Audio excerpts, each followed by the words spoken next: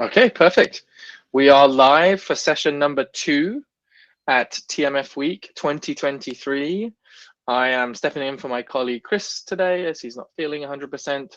And I'm joined here by Meredith from Sanofi, who I'm sure will introduce herself as we get through. But before we get into it, I would love to see and hear from everybody in the audience where you're dialing in from. You're probably bored of letting us know at this point, or if you just want to share a fun fact, throw it into the chat. The chat is an area where you can interact with myself and Meredith throughout today's discussion. So if you have thoughts, if you have comments, experiences that you want to share, things that you agree with, you can throw them into the chat. There's also some emojis at the bottom. So if you really like what Meredith is saying, you can throw some heart emojis and some thumbs up and all kinds of different things. So with that, I'll kick off today's presentation. If you do have questions, there is a Q&A tab. If we have time, I will try and tackle those questions and throw them to Meredith at the end of the presentation. But of course, as they come to you, please throw them into the Q&A tab. Perfect. So day 2, just again, some housekeeping stuff. For those of you that have attended sessions already, you would have seen this a million times already, but I guess the highlights is all sessions are recorded. You'll have them available at the end of the day. So if you have to drop out or if you miss a session, you'll be listening back to it later. Everyone who attends TMF Week will receive 1 certificate of attendance for the entire event. Again, I mentioned questions will be answered at the end. And then, of course, following this presentation, there's a short networking break. Head over to the lounge. The lounge is really, really cool. I'm often there, waiting for folks to chat with. It's a virtual lounge, essentially, where we can all have a big video chat and talk about the presentation. Maybe even Meredith will join us afterwards if we don't get to all the questions. Perfect. So we're about 30 minutes of presentation, about 15 minutes of Q&A, and then I'll jump back in after Meredith's presentation to queue up the information around what's coming next. We have a really exciting panel, so I'll talk to you a little bit about that afterwards. So with that, I'm going to stop sharing my screen, and Meredith, this is your cue to get your screen ready to rock. And while you do that, I'll just introduce the session. So today, the session title is Creating a TMF Utopia. Isn't it time we ditched our archivist mindset? For those of you that have heard me speak or are connected with me on LinkedIn, you'll know that this is a topic near and dear to my heart. So when Meredith and I were chatting about this topic, I said, absolutely, let's jump into this. So Meredith, I'll hand it over to you. Thank you so much. No pressure, no pressure. Indeed, today I'd like to share my ideas about the TMF Utopia and changing that archivist mindset. To give you just a little information about myself, I'm the global TMF expert and IQC manager at Sanofi Vaccines. I started working in TMF back in the dinosaur era when all of the TMFs were paper. And so that was over 20 years ago. Now, of course, we've got a nice mix moving towards eTMF. So I've been involved in those, that change from paper to eTMF as well. In my time in the industry, I have tried to leave TMF management. I succeeded in doing that for a short period of time, but there's something about TMF that always pulls me back in. I wonder if it isn't the influence of Agatha Christie. I read a lot of Agatha Christie when I was younger, and she created a character called Miss Lemon, who was the secretary to her most famous detective, Hercule Poirot. And Miss Lemon, her private thoughts and dreams were concentrated on a new filing system, which she was slowly perfecting in the recesses of her mind, and beside which all other filing systems would sink into oblivion. So I wonder if my musings about TMF Utopia aren't inspired by Miss Lemon. One other thing, a new thing to add, is that my TMF Utopia now includes all of the elements from Paul Fenton's presentation yesterday about TMF completeness. If you didn't get a chance to see that presentation, I encourage you to have a look at it in the recording, because it was really very inspiring. So on to my vision. And before we start, I thought we'd start with the classic definition, thanks to Merriam-Webster.com. And I wanted to start not with a utopia, but with a dystopia. And a dystopia, the anti-utopia, is an imagined world or society in which people lead wretched, dehumanized, and fearful lives. And if any of you have been in TMF for any length of time, I think you can think of a number of people and study teams who consider that TMF activity is wretched, dehumanizing, and fearful. So I hope we can change that and bring it to a state of utopia, a place of ideal perfection. And Merriam-Webster goes on to talk about how it's impractical, imaginary, and indefinitely remote, but we're going to forget those parts of the definition and just concentrate on that place of ideal perfection. So I'm going to start with a little bit about documents and records. The document lifecycle involves creation and review and finalization. That may be an approval process, that might be just a straight finalization if no specific approvals are required. And it's at that point, after finalization, that the document becomes a record. And a record has its own lifecycle as well. We have use and distribution, usually in some kind of an active storage environment that tends to be short term, followed by a longer term storage or archiving state. And then if your company, your organization has defined this process, you may destroy the records at the end of the life cycle. This is classic, this is nothing new. Study teams and our activity as TMF management seems to be concentrated on the long term, maybe the short term, but definitely the long term end of the spectrum, right? You always hear people saying, I have to archive this in the TMF. Do I have to archive this in the TMF? There is very definitely the word archive.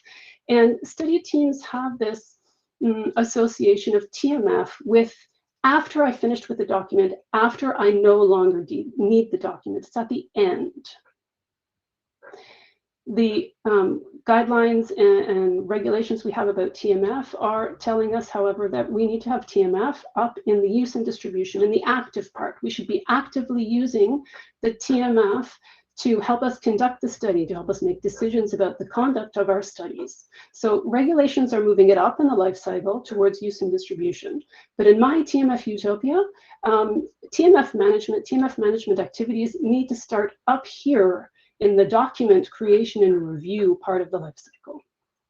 And in my vision of things, this should be done in one system for almost all clinical documents. And when I say all clinical documents, I mean project and product documents, so investigator brochures, CTD documents, clinical development plans, transversal documents, if you work with third parties, and it's really on a partnership basis where they work across your projects or your therapeutic areas, you may have a master service agreement with them, a transversal document. Study documents obviously are part of this group, but not just the IRB or the health authority submittable documents. We're talking about even documents that aren't classically considered to be needed in such a system, like working documents or tracking documents. And then obviously that would include the TMF documents, which is a subset of all of those different categories. So we have all of those, or almost all of those, in one system. And that system is both an EDMS and an eTMF. So in this one system, we're going to create, review, and approve the documents. And all of the people involved in that process for clinical documents access and use the system. And that can include your CROs. I am presenting this from a sponsor perspective, so my background is primarily sponsor. So if you're a sponsor and you're working with CROs, your CROs have access to the system to participate in review of documents, to create documents if they're using your sponsor templates for study documents. Obviously, the TMF management function is using the system to, as the owners of the system, indeed, and the experts on the system, and also to handle the more classic aspects of TMF management. It's your system for audit and inspection. So auditors and inspections need to access the system in a restricted way to perform their activities as well.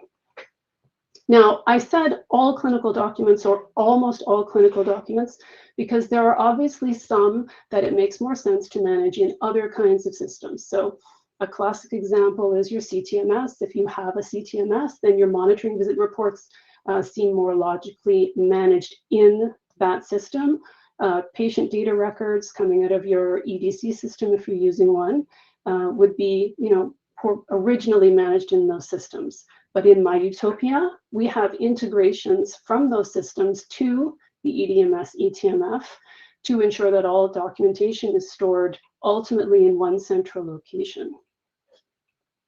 Since in my vision, we are using the EDMS eTMF for all clinical documents, including documents that are submitted to health authorities, then there's also an output to your regulatory submission system. And why not other systems if there are any? And since we are talking truly about a utopia, an ideal situation, why not give sites access to your EDMS eTMF so that they can directly upload documents, they can download study documents that they need, and even in some cases, for example, participate in reviews. If you have investigators who need to participate in the review of a protocol, for example, this could be done in the EDMS eTMF as well. Now, this pivot from TMF management to document management implies a couple of things.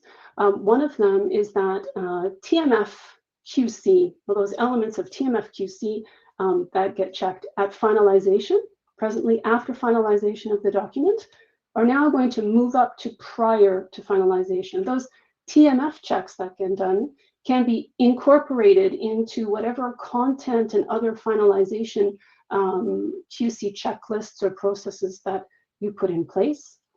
And the other big change is that your TMF management function also pivots to document management and provides their expertise and their knowledge on the EDMS eTMF to help all of the functions define and implement their document review and approval processes, and can provide input as well onto the structure of templates. Because when you're using an EDMS, the fact that you're using an EDMS can have an impact on what you need or no longer need in your templates. So for example, if you're used to having a wet signature line or a wet signature box on your document, if you're using an EDMS eTMF with electronic signature capability, and that electronic signature is manifested on a separate page, you no longer need to have a signature box on your template.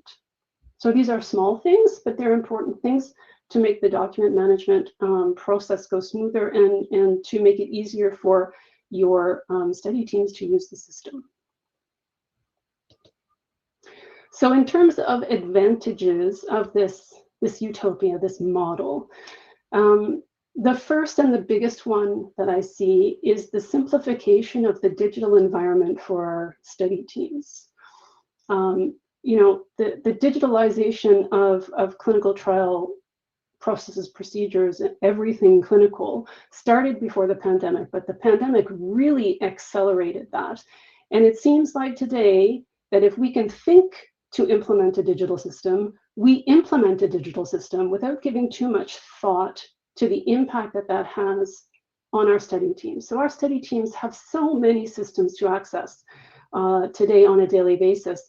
And if clinical content is spread across those systems, then they're always having to think, okay, this is the content I'm trying to create. What system do I have to create it in? Do I have to copy it to the TMF? We're making it harder for them, okay? So if we simplify back to one system, or if we simplify to as few systems as possible, but in a utopia, one system, we have happy contributors. We have happy study team members who no longer have to try to identify TMF from not TMF, one system from another system. They have to create content. They go to this system. The other big advantage of having one system and one system for the creation of the documents, right? A document management system is, or a content management system, if you will, is that the documents are all there. They're all in your TMF from the beginning. So your TMF is complete from the beginning, right? We have improved completeness. We will have improved quality because the elements of TMF that we're always looking at after the document is final, we'll be looking at them before the document is final. So that goes back, I think, to a presentation yesterday about right first time and building quality into your document, creation and finalization processes. And then, of course, we have better timeliness because the documents are being created in the system from the beginning, and there's not an issue of it was in the other system and now I got to copy it into the TMF and I have to do that within 30 days and so on and so forth, or whatever your particular interval is for getting documents into your TMF. Another advantage is also that if you have fewer systems, you have fewer integrations or transfers to make to get documents into your TMF system. And if inspectors who are inspecting in this system, inspectors inspecting in this system have access to the full content management process. So they can see how the document was reviewed. They can see how the comments were analyzed and integrated or not integrated and why. And if they want to see a document that isn't usually inspected, not immediately available to them, if it's in the system already, it will be very easy to provide access to that document for them instead of having to pull it out of another system. Now, there is no explicit advantage to this utopia that I'm creating here for content that is completely managed outside of your organization, right? So if sites, for example, if I come at it from the sponsor perspective, if sites are completely creating, reviewing, and approving their content in their own systems, and it's just being uploaded into this central system, there's no advantage there. But at the same time, there's no regression because it's pretty much the same as today.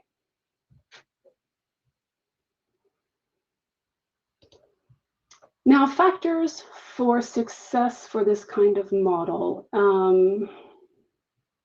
There are many things to take into account when you're applying a new environment or a new kind of a model. Change management is very important, and I'm sure there are many other factors for success over and above the ones that I've listed here, but I wanted to concentrate on these ones particularly with respect to my utopia as it is in my head. The first one is governance. It's very important for any organization with this kind of model, and even without this kind of model, I think, to have a governance for clinical content. And the TMF management function in the organization must be part of the governance, right? We need a governance to outline what the policies are for where clinical content is managed, to oversee the implementation of new systems, or to refuse the implementation of new systems for clinical content, if that content can be managed already in your EDMS, eTMF, to keep that simplified digital environment. And if other content management systems are implemented, because there is truly a need to have a separate system, then your TMF management function needs to be involved in that to provide all of the expertise that we have on TMF requirements, right? So retention, inspection access, audit trails, data integrity, all of that needs to be included and thought about when implementing other systems that contain clinical content, especially TMF content. So governance is important. Linked to governance, but not the same as governance, to me, is management support. You cannot have a clinical governance, content governance structure, but if you don't have management support, you will have great difficulty in the success of this model. You need management support to facilitate, to ensure that their reports are following the process using the system. If they do not support the process, if they do not support the system, if they do not redirect their study team members back to the system, your study teams will not necessarily feel motivated to use the one system. So it's important to have strong management support for this model. Now, another factor for success is reducing the other systems in which clinical content can be managed. And yes, I'm looking at you, SharePoint, and I'm looking at you, Teams, because these are easier systems to use. They are easier systems to access. And the temptation is great to use them for managing clinical content. So again, in a utopia, we are able to limit access or limit the use of SharePoint and Teams from the document or the content management perspective to ensure that the content gets managed in our one system for all content.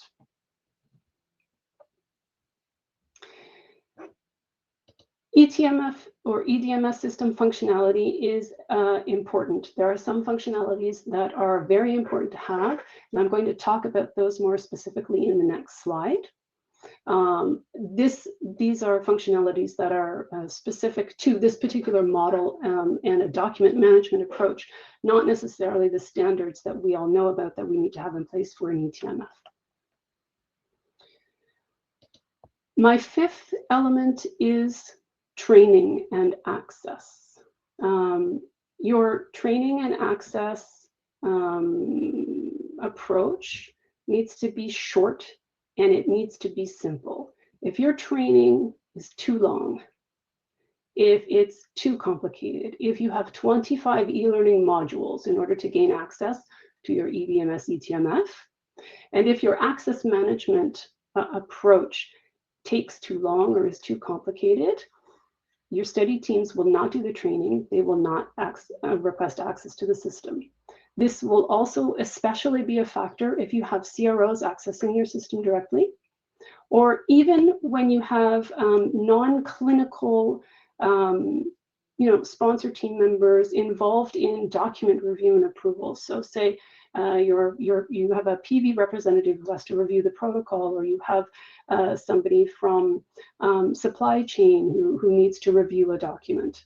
If it's not easy for them to get access to the system, because it's not their daily system of use, it's just for review of documents, they will not do it. And then you may have all of your study team, your clinical members who have access to the system and are using the system, but they will still have to send the document review to those other people outside the system. So training and access management needs to be short, it needs to be sweet. My final block here is about the structure of the clinical organization. My feeling is that this approach, this model, will be easier to implement if your clinical organization is more centralized. If you have, it's easier to implement a clinical governance, it's content governance, it's easier to have management support to go out and get that management support. It will be easier to have oversight of whether your teams are using the system, how well they're using the system. It will be easier to get training, communication. Everything will be easier to disseminate if you have a more centralized organization. That's not to say that if your organization is more decentralized, that you can't adopt this model. It will just be more effort, I think, to get all of the different management groups aligned, to get access and to be able to communicate to all of the different groups to provide the information that you need to provide to make the model a success. And there's one last thing that I haven't explicitly listed here, but I think is important, even though it may seem cosmetic. And that is to change the terminology. As I mentioned in the beginning, TMF management is sort of irretrievably associated with archiving, with the end, with filing, with I don't have to think about it, with the step after I've created and used the document. And so we need to not talk about TMF and the TMF system. We need to talk about the document management system and where people need to create their documents. Every study team member knows they are responsible for creating clinical content, right? Everybody has some piece of clinical content, multiple pieces of clinical content they need to create, have reviewed or approved, depending on the document, okay? A statistician knows they have to create an SAP for the study. They know this, it's part of their activities. They're not going to deny it. But you will very often hear study teams members say, I shouldn't have to deal with the TMF. I shouldn't have to put this in the TMF. I'm a statistician or data manager or what have you. I'm not a TMF manager. Getting documents into the TMF should be the TMF manager's responsibility. Okay, so again, they don't see the TMF as useful to them. If we pivot the discussion, if we pivot the conversation and our approach towards document management, we won't get that feedback, right? Everybody knows they have clinical content to create and finalize for the success of the study. Now, in terms of specific systems considerations, as I said, there are many that need to be taken into account when you're choosing an eTMF or an EDMS when you're implementing.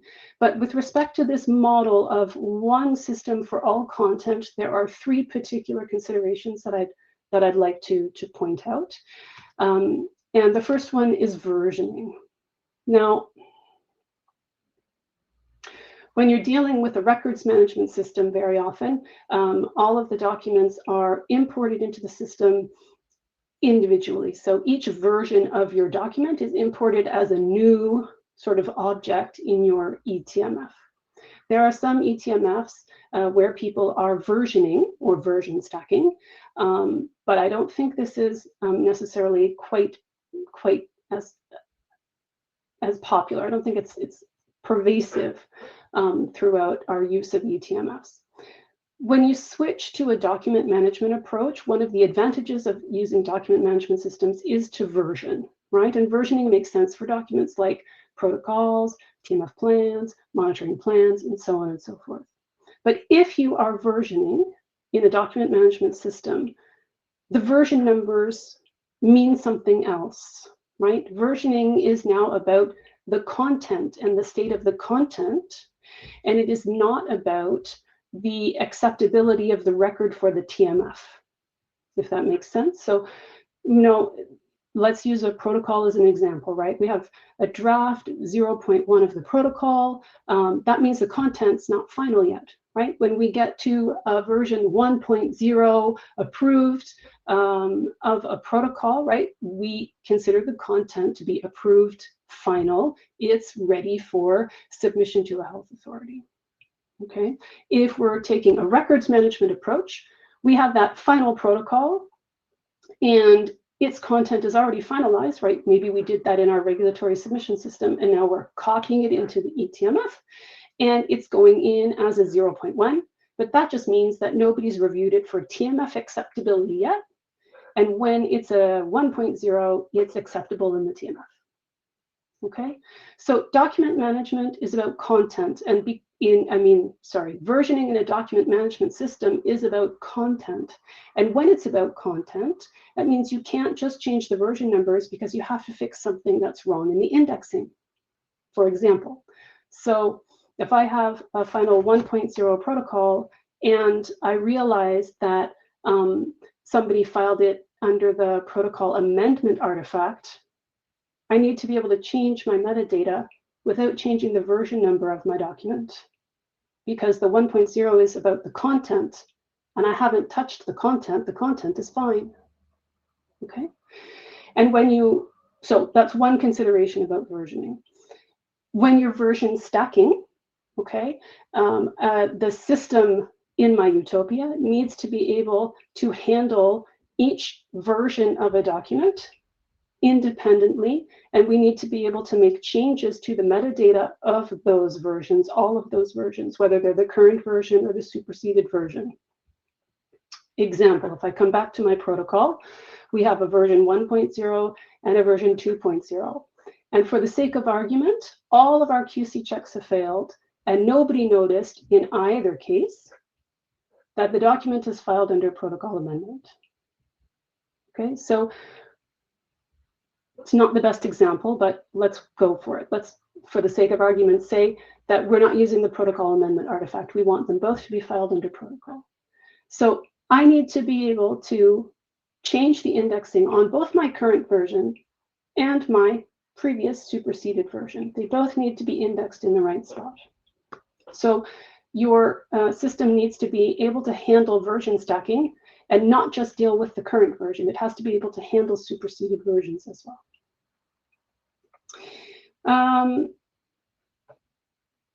The second consideration is that in my model, we're putting all clinical content in the system, right? And if we think about especially those what I call project or product level documents, we can have documents that are not TMF, right? If we have CTD documents in the system, right? Module 5 CTD documents or the Module 2 clinical summaries, for example, these are not documents that are traditionally inspectable. And so we don't necessarily want those presented in the view of the system that an inspector will have. So your system needs to be able to flag documents as not TMF. There may even be study level documents that you may consider not TMF, maybe things like working documents, or tracking documents that you do not want to be automatically part of an inspector view, right? So if that's the case, your system needs to be able to flag documents as not TMF and to not present them in the inspector view of your system. And then the third element that I consider to be important in this model is templates. Now, templates are also a factor for success because if your templates are available outside of your EDMS eTMF, your study teams will use them outside of the EDMS eTMF, and you will have your clinical content being managed in a Teams, in a SharePoint, sent by email. Okay, the templates need to be available in your EDMS eTMS. But not only that, in my ideal utopia, you will be able to manage the evolution of your templates in the EDMS eTMF and treat them like documents. So to be able to edit, review, approve your templates within the system. And as a third element for templates, your study teams need to be able to consult the templates without having to create a draft document. Sometimes the study team just needs to check something in the template, and they should not have to create a draft document that's not going to go anywhere, not going to be finalized, not going to be developed, in order to see what's in the template.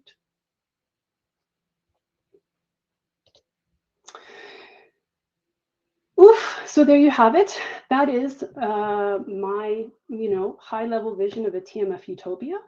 I really do think that we need to change our approach, change our mindset, move from records management to document management.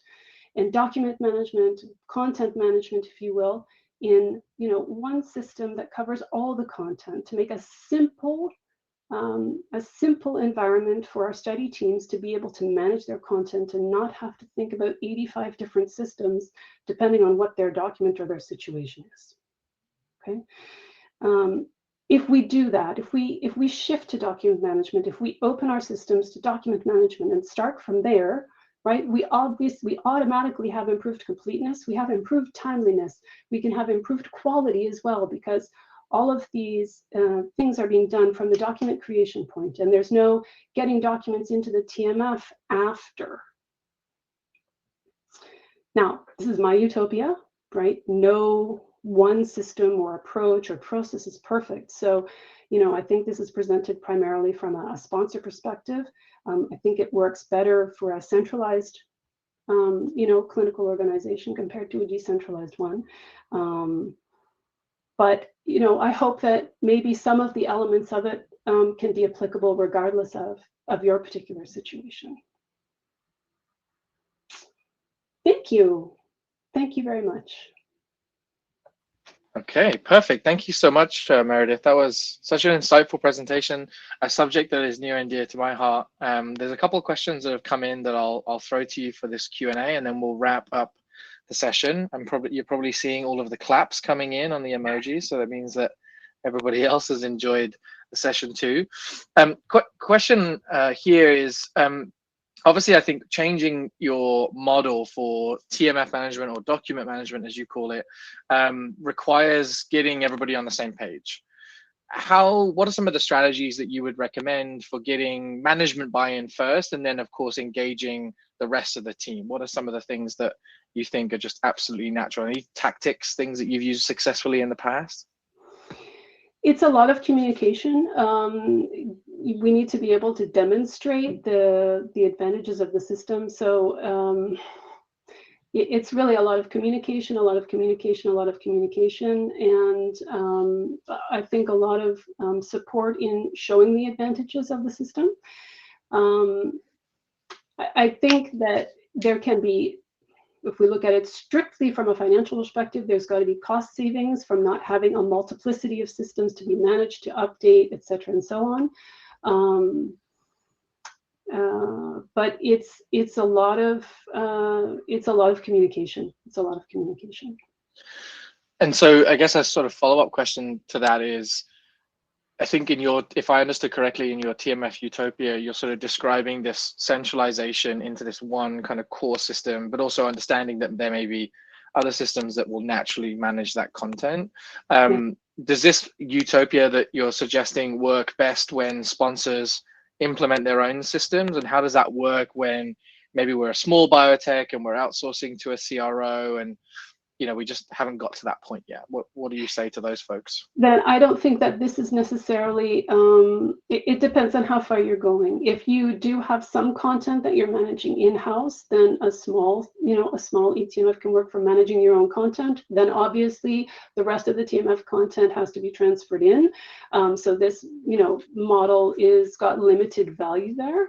If you are,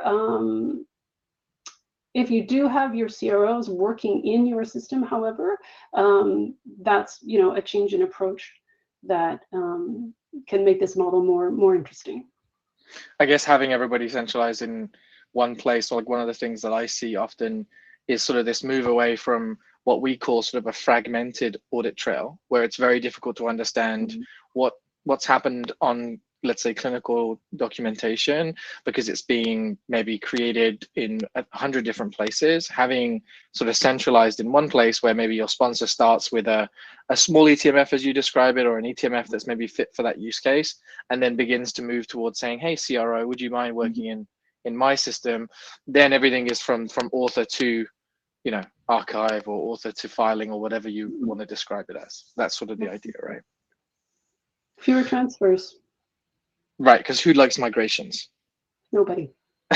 Nobody likes migrations. No, somebody must like migrations, but I think if you have a well-defined process, migrations can work very, very well. But I think for most, migrations are a pain, especially if maybe your CRO doesn't have a system, or if your CRO has a different system to you. And then you get into the whole kind of integration, interoperability, all that kind of stuff, which just adds complexity, right? And I think the simplest way is to say, well, how do we remove as much of that complexity as possible? And in your TMF Utopia, it's really creating a really strong central tool set to have everybody in one environment, so that you avoid as much as possible. You're probably never going to be able to remove migrations completely, but at least you're going to have everything in one place to begin with. Absolutely. Perfect. Let me just check if there are any other questions. I don't think so. I think that's pretty much it. We've got a couple people in the chat saying migrations are not fun. I think we agree, which is good.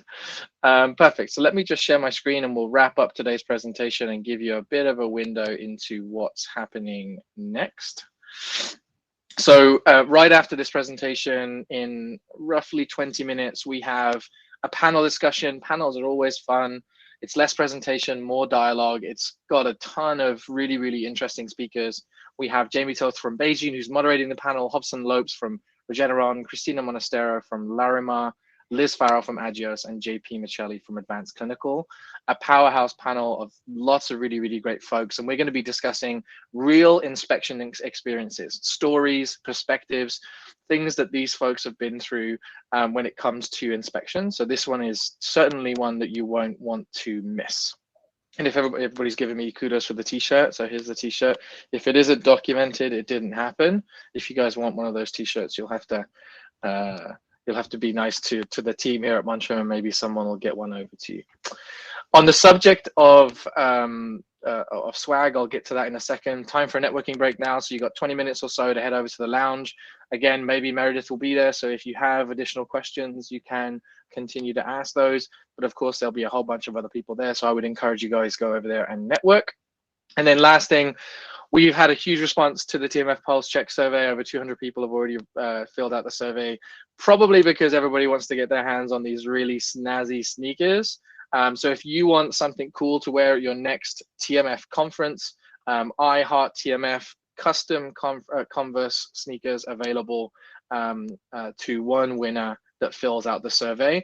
The link is in the chat. So if you head over to the link in the chat, you'll be able to get access to the survey and fill it out. It takes about 5 minutes, super, super easy, and you could win some cool sneakers. All right, thanks so much, everybody. I'll see you guys in the lounge and on the next panel. Thank you, Meredith. It's been an absolute pleasure. Thank you. Have a great day, everyone. Bye-bye.